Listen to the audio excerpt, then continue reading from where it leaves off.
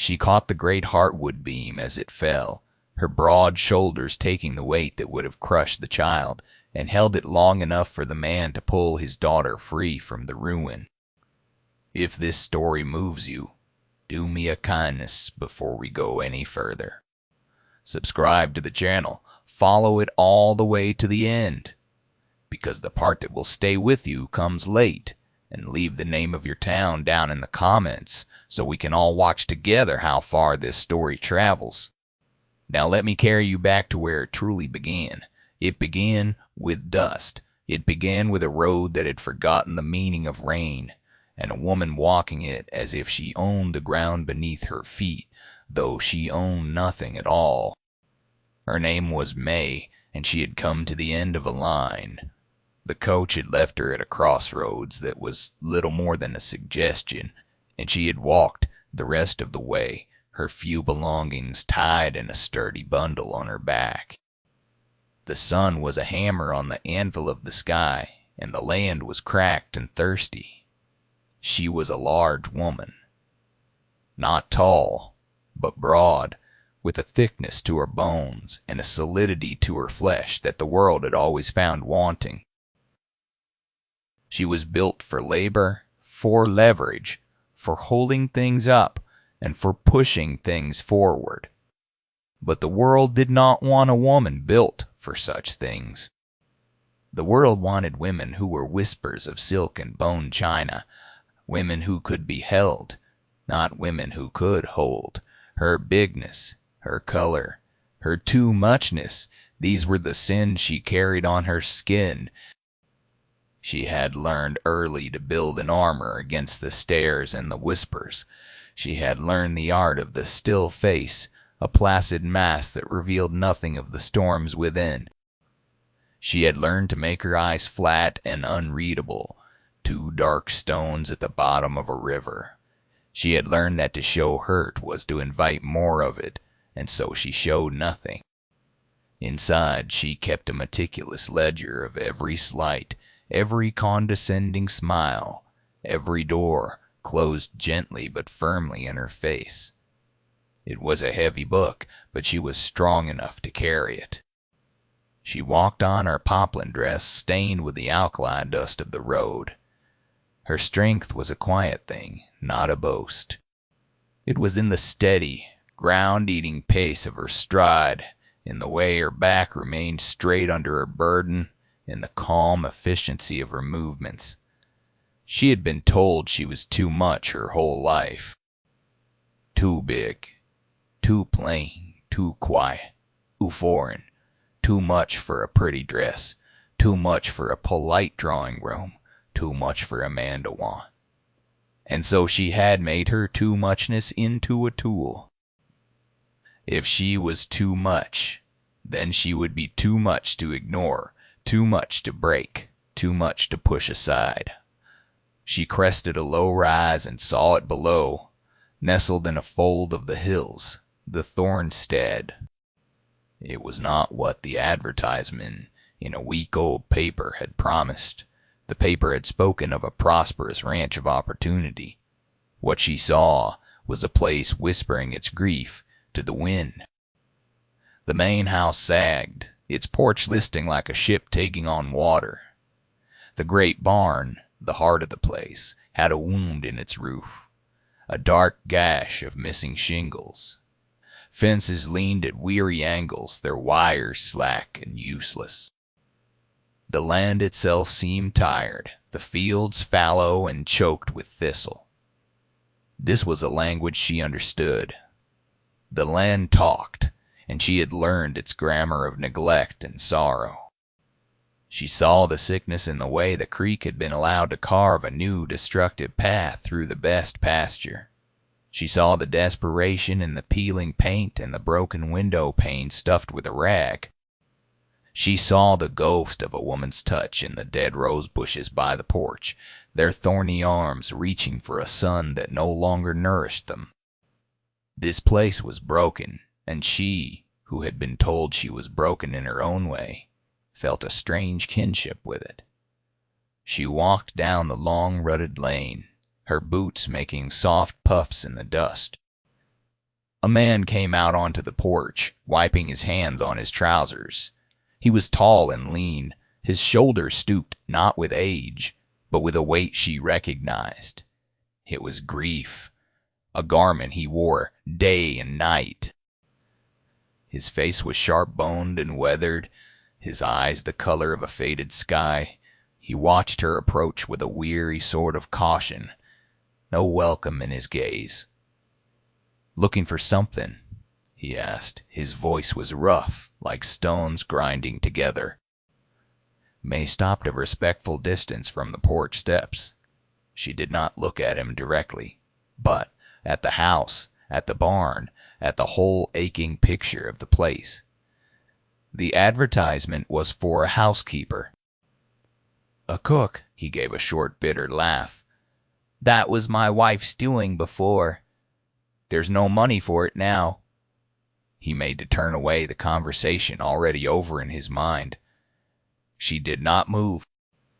Her gaze had settled on the corner of the great barn where the massive stone foundation met the first of the huge timber uprights.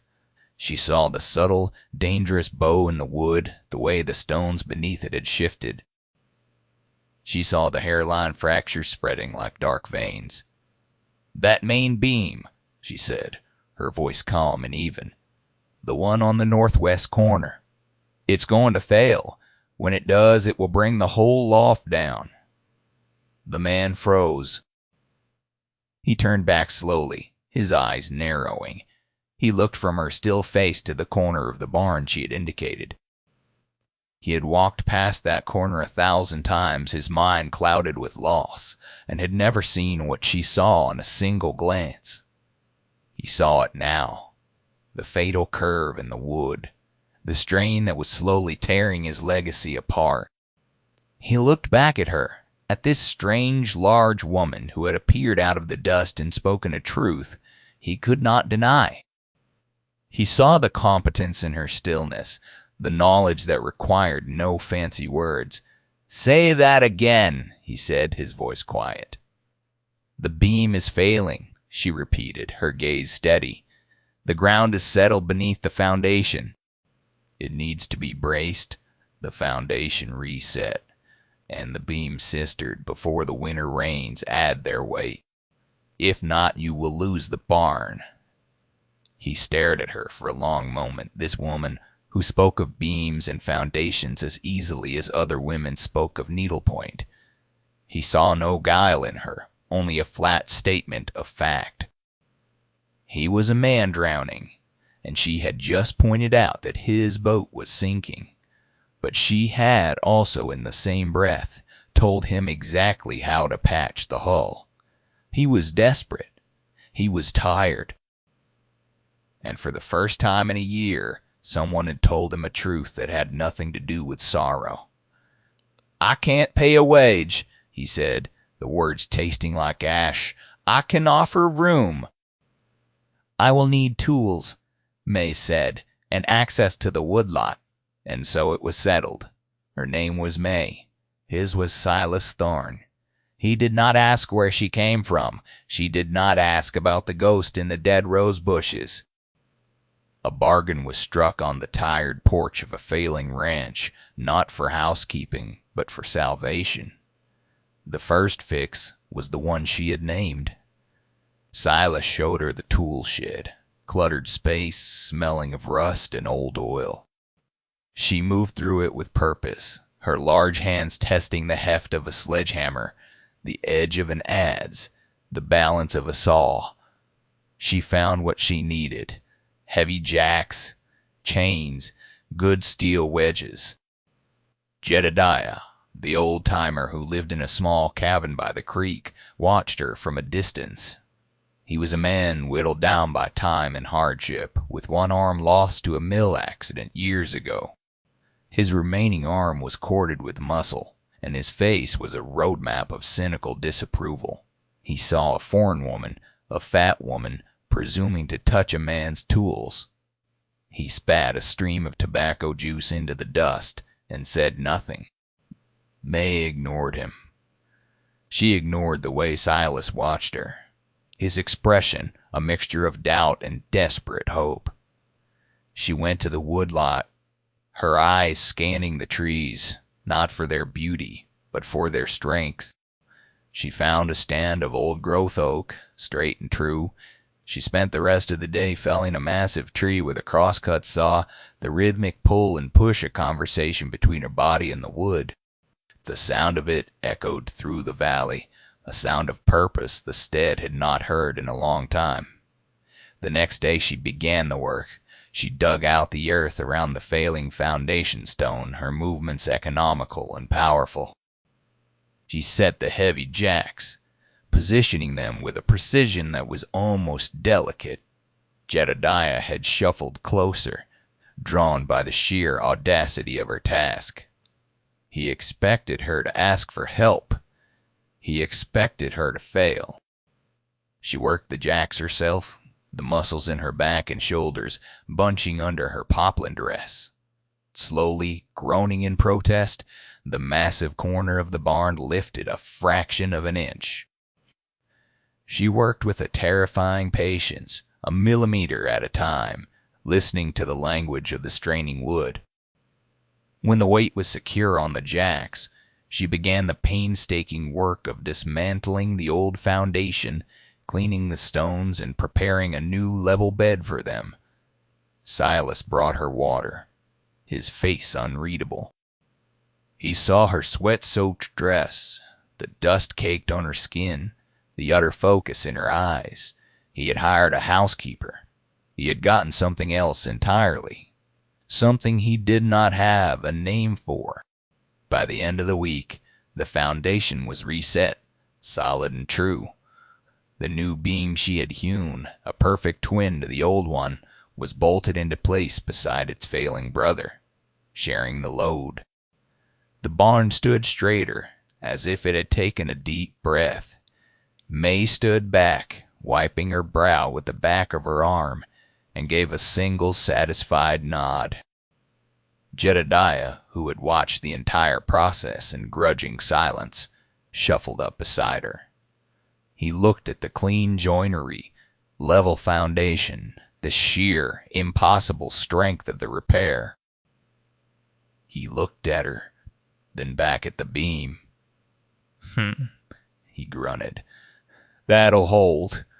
It was the highest praise he knew how to give. From that day on, the cynical disapproval in his eyes was replaced by a wary respect. He started leaving a bucket of fresh cold water for her near her work, and once a perfectly ripe apple sitting on a fence post. He never said a word, and neither did she. It was an understanding that passed without language. Her second challenge was the child. A small, silent girl named Ellie, with her father's faded sky eyes and a cloud of pale hair. She was a ghost in her own home, flitting through rooms and disappearing whenever May entered. She had not spoken a word, Silas had admitted quietly, since her mother had died. She watched May with a deep, unnerving suspicion. May was the replacement, the intruder, the big, strange woman who now slept in the small attic room. May did not try to force a connection. She did not offer bright smiles or cooing words. She knew a wounded creature when she saw one, and she knew the only cure was time and stillness. She simply made her presence a predictable, non-threatening part of the landscape. She started leaving things for the girl to find. Small, intricately carved bird, whittled from a scrap of oak, left on the porch railing. A slice of apple pie, still warm from the oven she had painstakingly cleaned and repaired, left on the kitchen table. She never watched to see if the girl took them.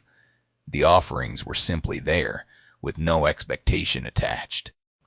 When she worked in the kitchen, she would talk to herself. A low, soft monologue in her own language. She spoke of her mother, of the garden they once kept, of the taste of ginger and the feel of rising dough. Her voice was a gentle murmur, a sound like water flowing over stones. It was not for the child to understand the words, but to understand the tone. It was a sound of peace, of memory, of quiet creation. One afternoon, May was sitting on the back steps, mending one of Silas's shirts with neat small stitches. She was humming a quiet tune, a song from a home she would never see again. She felt, more than saw, the child approach. Ellie stood a few feet away, clutching a worn rag doll, her small face a mask of indecision. May did not look up. She kept her eyes on her sewing, her humming never faltering. She simply shifted slightly to her side, making a small space on the step next to her. It was an invitation, nothing more. For a long time, the child did not move. Then, hesitantly, one small bare foot at a time, she came forward. She sat on the very edge of the step, as far from May as she could get while still being on it. They sat in silence for many minutes, the only sounds the whisper of May's needle through the cloth and the buzz of bees in the overgrown garden. Then a tiny voice, thin and fragile as a spider's thread, broke the quiet. "My mama sang that song." May's hands stilled for a barest second. He did not look at the child.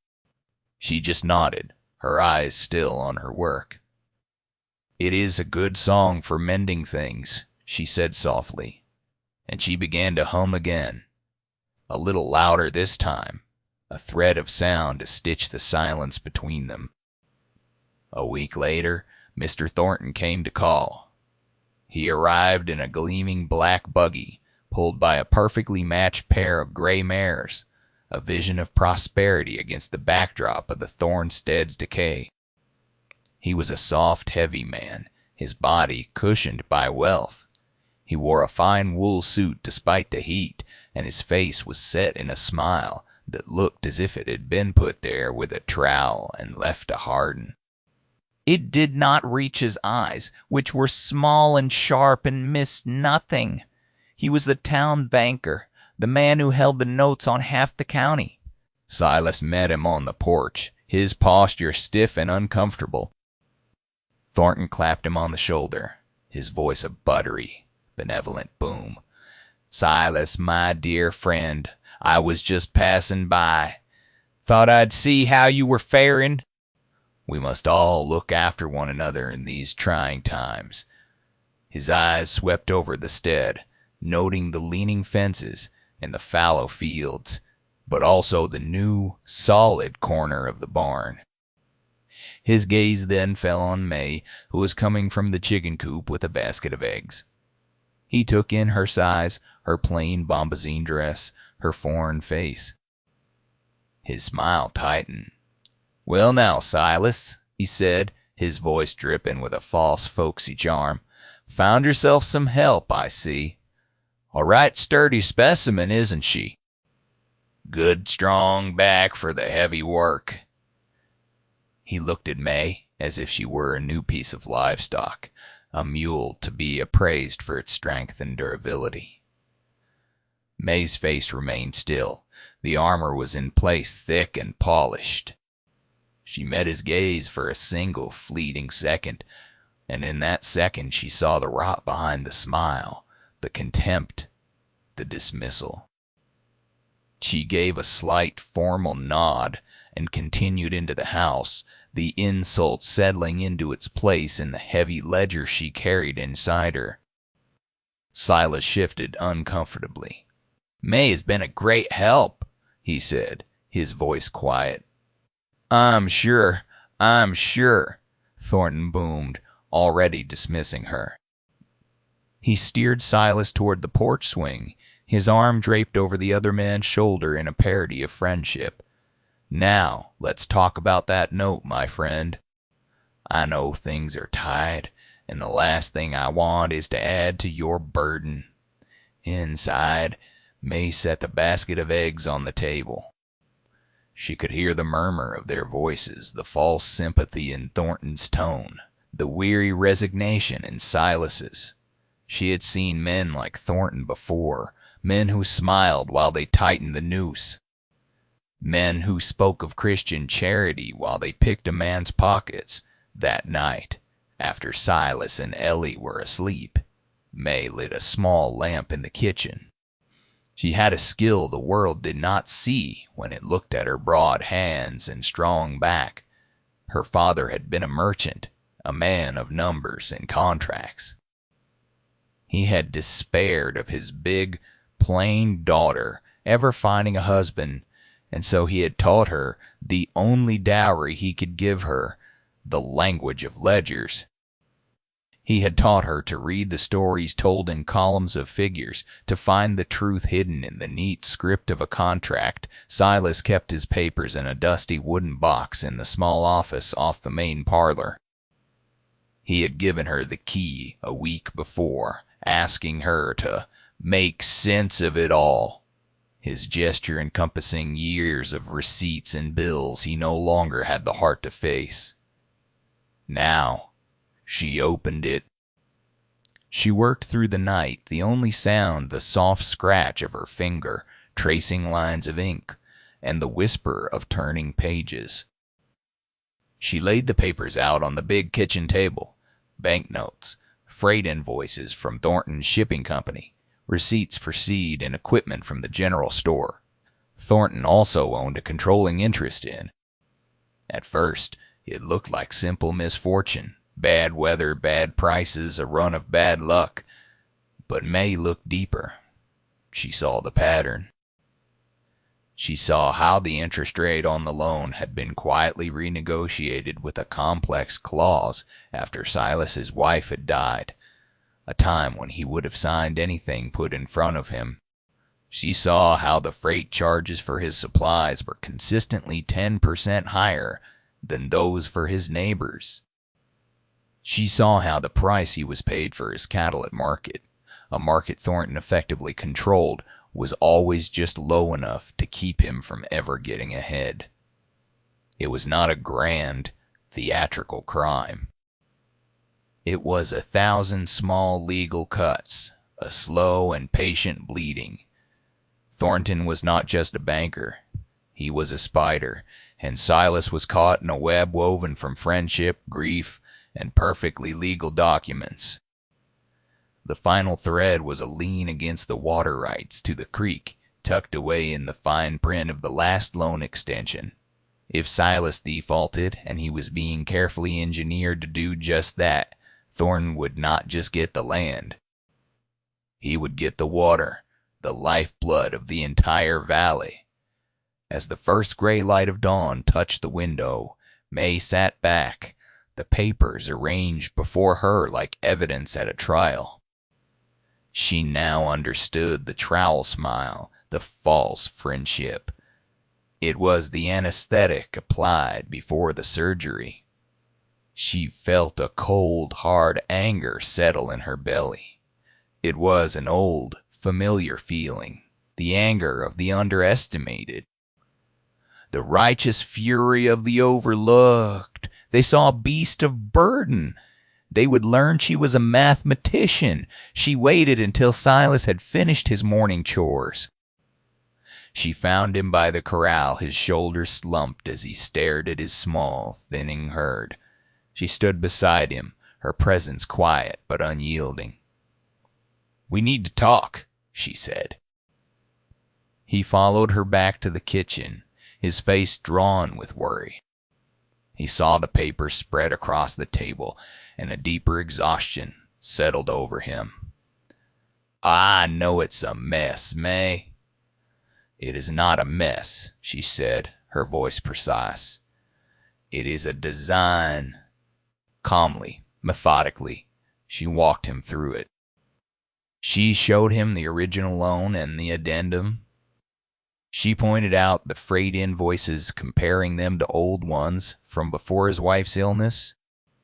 She laid the cattle sale receipts side by side, showing the steady, deliberate decline in the price he was offered. She explained the meaning of the clause about the water rights. She did not use emotional words. She used numbers. She used the truth she had excavated from the pale graveyard of the page. Silas listened, his face hardening into a mask of disbelief. He sank into a chair, his hands clenched on the table. "No," he whispered. "Not Thornton. He paid for the doctor for Martha. He sat with me at the funeral. He said he would look out for me. He looked out for his investment," May said, her voice not unkind. "The land, the water. Kindness is a cheap tool when the prize is large enough." Silas shook his head, a man clinging to the wreckage of a long-held belief. He looked at the papers, at the undeniable logic of the numbers, and then at May. He looked at her, still face, her dark, clear eyes that held no judgment, only truth. He had seen her raise a barn corner with her strength. He had seen her win the trust of his silent daughter with her patience. Now he was seeing a different kind of strength, a different kind of competence. He had trusted the smiling predator for years. He had known this quiet, capable woman for mere weeks. A choice had to be made. He looked at the damning evidence on the table, and then he met her steady gaze. The disbelief in his eyes crumbled, replaced by a slow, dawning, terrible clarity. The friend was the enemy. The stranger was the ally. "All right, May," he said, and it was the first time he had said her name with its full weight, a name and not just a sound. It was an oath, a declaration of allegiance. "All right. What do we do?" The alliance was forged in the quiet of the morning kitchen, over a battlefield of ink and paper. The quiet war had begun. Winter came early that year, a fist of ice and wind. The first blizzard hit without warning, burying the world in a sea of white.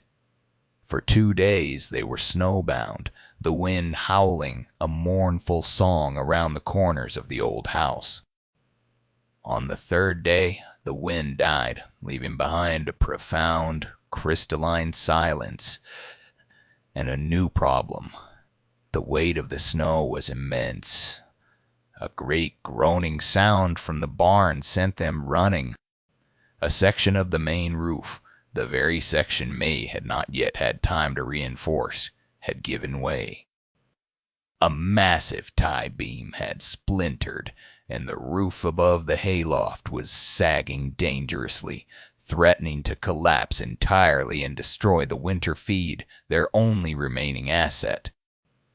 Silas and Jedediah worked frantically, trying to shore up the failing structure from below with hastily cut timbers. Ellie, who was supposed to stay in the house, had followed them out, her small face pale with fear as she watched from what she thought was a safe distance near the barn doors. May was on the roof, clearing snow with a wide shovel, her large body a stable anchor against the slick, treacherous shingles. She worked with a focused intensity, trying to lessen the load. But it was too late. It was another crack, a sound like a gunshot, and the splintered beam gave way completely. The whole section of roof began to slide inward, a slow-motion avalanche of timber and snow. Below, a support post buckled. It fell directly toward Ellie, who stood frozen, small statue of terror. Silas screamed her name, a raw, helpless sound. He was too far away, trapped behind a tangle of fallen hay bales. May did not hesitate. She moved across the roof with an impossible speed, half sliding, half running. She launched herself from the eaves, landing in the deep snowdrift below with a force that should have broken bones. She rose, a whirlwind of motion, and threw herself forward. She caught the great heartwood beam as it fell, her broad shoulders taking the weight that would have crushed the child, and held it. For a heartbeat, there was only the sound of her ragged breath and the groaning of the wood. The weight was immense, a living thing trying to drive her into the frozen earth. Her muscles screamed, her vision tunneled. But she held. She held it long enough for Silas to scramble over the bales and pull his daughter free from the ruin. Only when Ellie was safe in her father's arms did May let her strength fail. She staggered back, and the beam crashed to the ground where the child had been standing seconds before.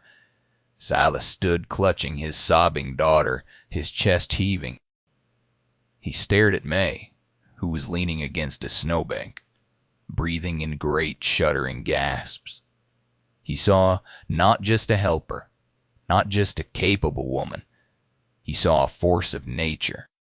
He saw the person who had just saved the only thing he had left in the world to love. He set Ellie down gently, telling her to run to the house. Then he walked to May. He didn't speak. He reached out and put his hands on her shoulders, his grip tight and grounding. He pulled her forward and wrapped his arms around her, holding her in a fierce, trembling embrace. It was not a gesture of romance, but of profound, gut-wrenching gratitude. Aval May stood rigid in his arms for a moment, her body unused to such contact. The armor was still in place, but then something inside her shifted. She felt the frantic beating of his heart against her chest. She felt the tremor in his hands. And slowly, tentatively, she relaxed into the embrace, letting him support her weight. She had spent her life holding things up. For a brief, startling moment, she let herself be held. Mr. Thornton, realizing Silas was not folding as quickly as planned, changed his tactics. If he could not break the man's finances, he would break his reputation and the reputation of the woman who was clearly stiffening his spine. The whispers started in town, quiet at first, then spreading like fire through dry grass. They were carried from the general store to the church steps, from the smithy to the sewing circle.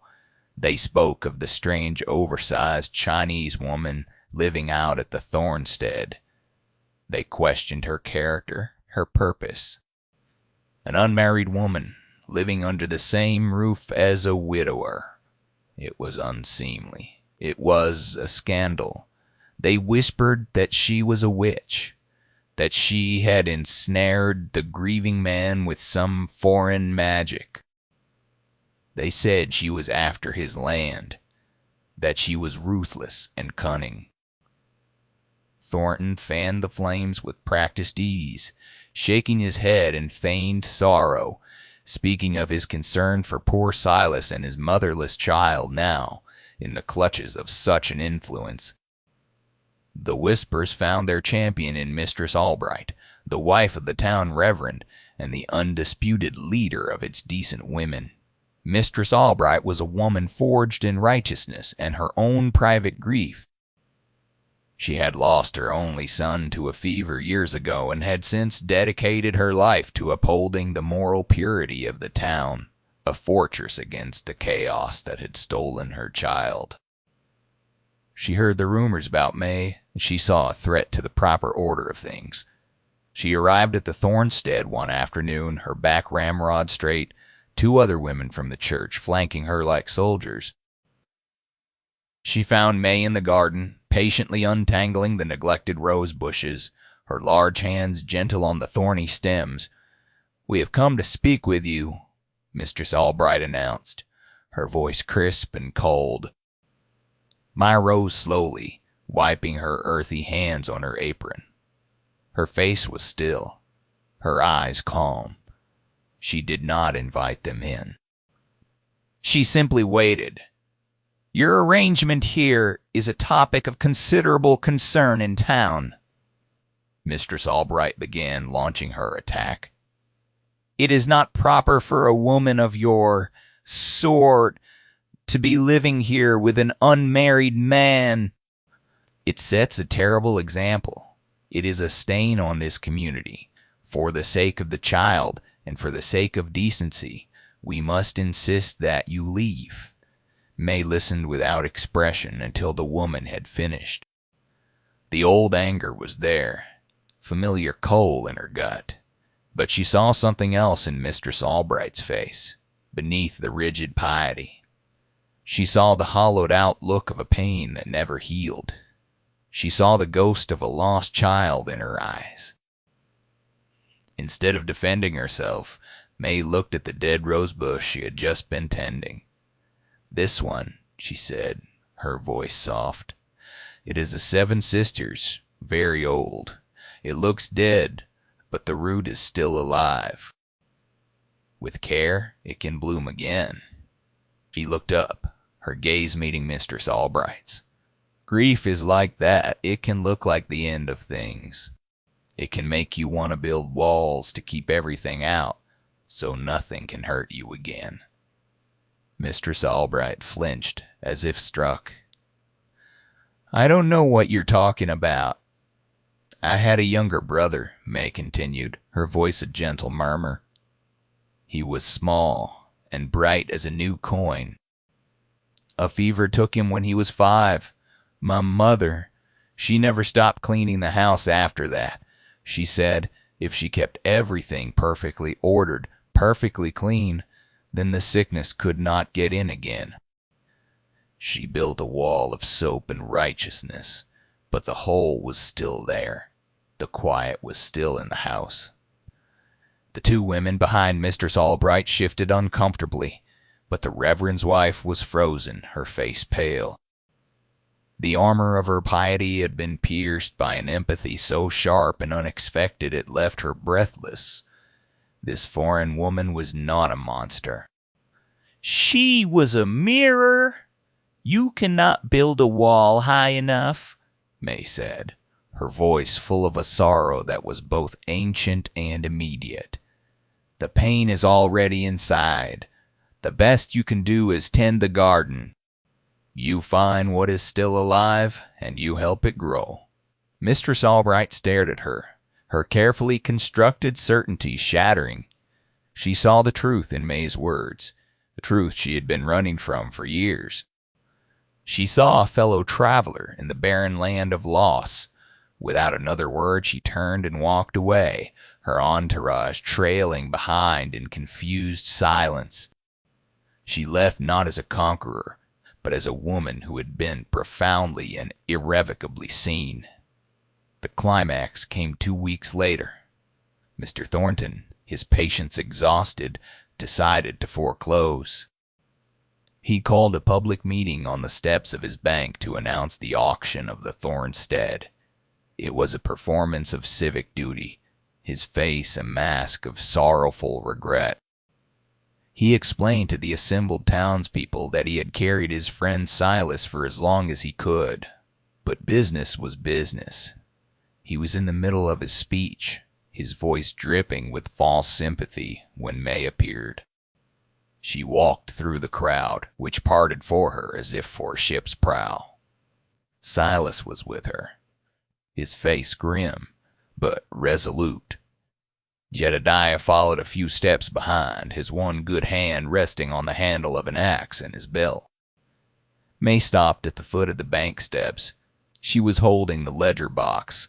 She looked not at Thornton, but at the crowd. At the faces of the people who had whispered about her.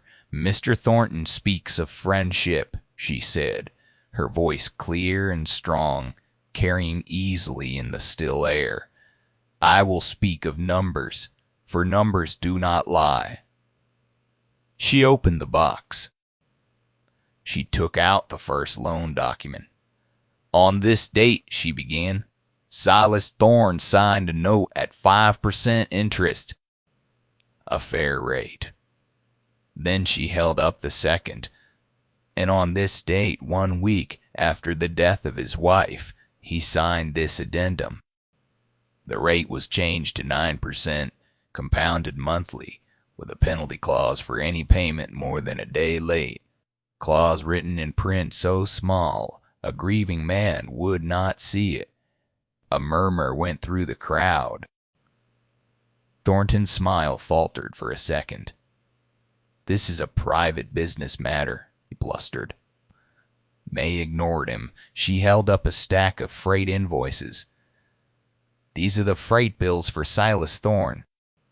And these, she said, producing another smaller stack, are the bills for his neighbor, Mr. Jensen, for the same goods, on the same day, from the same supplier.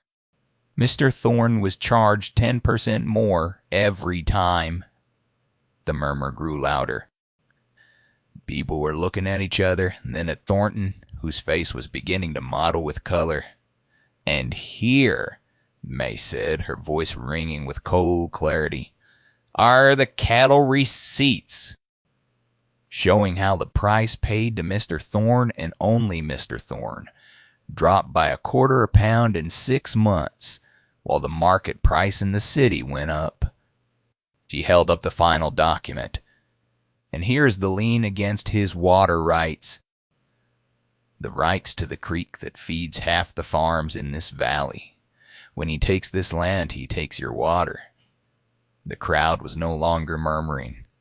There was an angry buzz. Thornton's mask of benevolence finally cracked and fell away. You have no right, he snarled, his voice losing its buttery tone and revealing the ugly, raw greed beneath. You, a foreign creature, you dare to question me. I have built this town. You have bled it, May said, her voice dropping to a low, powerful calm. She looked directly at him now, and her still face held all the judgment of a hanging judge. You have bled your friends. You have preyed on their grief. You have used their trust as a weapon against them. It was then that a new voice cut through the tension. She is right. Mistress Albright stepped forward from the crowd. Her face was calm, her eyes clear. She walked to the foot of the steps and stood beside May. This woman speaks the truth, she said to the townspeople, her voice ringing with the authority they had long afforded her. I came to her with malice in my heart, fueled by gossip and fear. She met me with grace and with a wisdom that shames us all. We have been listening to the wrong person. Jedediah stepped forward on May's other side, spitting a contemptuous stream of tobacco juice near Thornton's polished boots. The spell was broken. The town saw the truth. They saw the smiling predator on the steps, and they saw the quiet, formidable woman who had exposed him. Mr. Thornton was ruined. His power, built on a foundation of lies, collapsed in the space of 10 minutes on a sunny afternoon. 2 years passed. The Thornstead was transformed. It was no longer a place of grief, but a place of quiet, thriving life. The house was painted, the fences were straight and true, the fields were green and productive. The barn stood proud, its roof whole, a testament to the strength that had saved it. It was a showplace, a hidden gem that people spoke of with a kind of wonder. It was May's design, brought to life by Silas's labor, Jedediah's loyalty, and the child's returning laughter. She moved through the days with the same calm purpose, but the armor was thinner now, the still face more often broken by a small, genuine smile. Ellie was her shadow, a chattering, happy child who had found her voice again in the steady warmth of May's presence. Jedediah took her word as gospel, arguing her wisdom to any who would listen. And she had a deep, unlikely friendship with Mistress Albright. They would sit together in the evenings, 2 women from different worlds tending the roses and speaking of the gardens they were coaxing back to life, both in the soil and in themselves. One evening in late summer, Silas found her on the porch watching the sunset. The long gold light spilled across the valley, turning the fields to amber and the sky to a soft, bruised purple. He stood beside her, not speaking for a long time, just sharing the quiet. "I remember the first day you came," he said finally, his voice soft in the gloaming. "I thought I was hiring a cook, someone to keep the dust down." He gave a small, self-deprecating shake of his head. "I was a fool, a blind man." He turned to face her. The golden light caught in his faded sky eyes, and she saw an emotion there she had never allowed herself to hope for. "You came here, and you saw everything that was broken. You saw the rot in the beams, and you saw the rot in my books, and you saw the rot in my soul, I think. And you didn't run. You stayed and you fixed it." He reached out, his calloused hand gently taking hers. It was the first time he had touched her since that day in the snow. This time, it was different. "Everyone my whole life looked at you and saw your bigness," he said, his voice thick with feeling. "They saw something to mock, or to fear, or to use. They called you too much. Your bigness, your strength that held up a roof beam, your mind that saw through a banker's lies, your stubborn heart that refused to let this place die. That too muchness is what saved us. It's what saved me. It was not too much. It was just enough." He tightened his grip on her hand. "I don't want to be your employer anymore. I don't want to own you or your labor. I want a partner. I want your name next to mine on the deed to this land. Not because I need you to run it, but because this place is as much yours as it is mine. Because I want you to choose to stay. Don't run from me, May." Stay May stood there, his hand holding hers, his words washing over her. She felt the old armor, the heavy shield she had carried for a lifetime, crack. She felt the weight of every insult, every condescending smile, every dismissive glance simply fall away. The heavy ledger she had kept inside her turned to dust and blew away on the evening breeze. She was not too much. She was not a beast of burden. She was not a sturdy specimen. She was May, and she was enough. She was home. A single tear, the first she had shed in 20 years, traced a clean path through the dust on her cheek. She looked at this good, quiet man, at his honest eyes, at the thriving life they had built together from ruins. She thought of the laughing child asleep inside. She felt the solid porch beneath her feet and the vast, peaceful sky above. She turned to him, her face no longer still, but open and illuminated by the last of the long gold light. "Yes,"